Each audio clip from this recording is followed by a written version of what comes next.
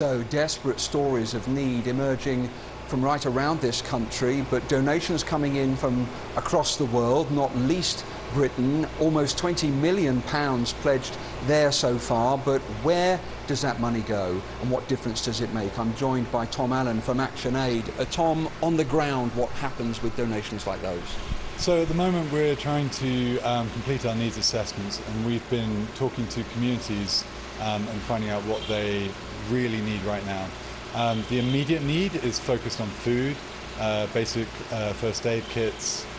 Shelter is a primary one, of course, because so many houses are gone.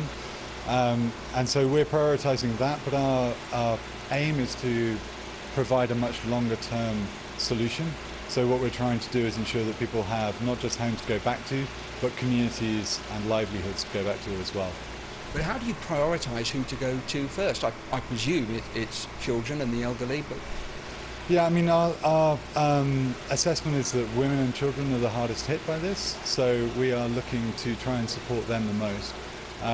The main issues that are being faced are centred around residency.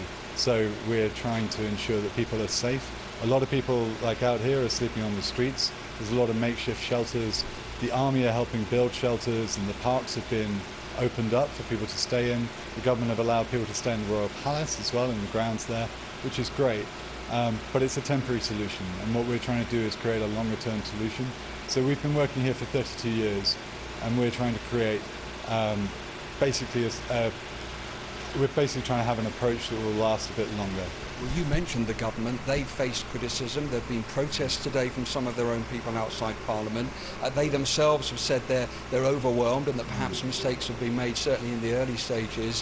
What do you make of how this has played out so far, particularly with how the outer-lying regions from beyond the capital, like the one we've been to today, how those people are getting help? It's a very difficult situation. Many of the roads that we've been trying to get around on are impassable. There is masonry and wood bricks strewn across many of the roads. In central Kathmandu, where we are here, it's relatively okay. But even looking out here, you can see there are just bricks everywhere. So what we're trying to do is reach those areas that are harder to reach. We've done an assessment recently and figured out that of the communities we work with, Sindhu Palchuk is the worst affected, and we're looking to assist 4,500 households there who we've been working with for a while.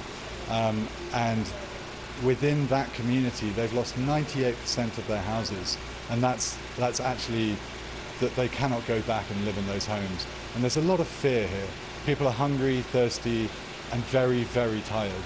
The aftershocks finished yesterday, and we're just facing a lot of hardship, really.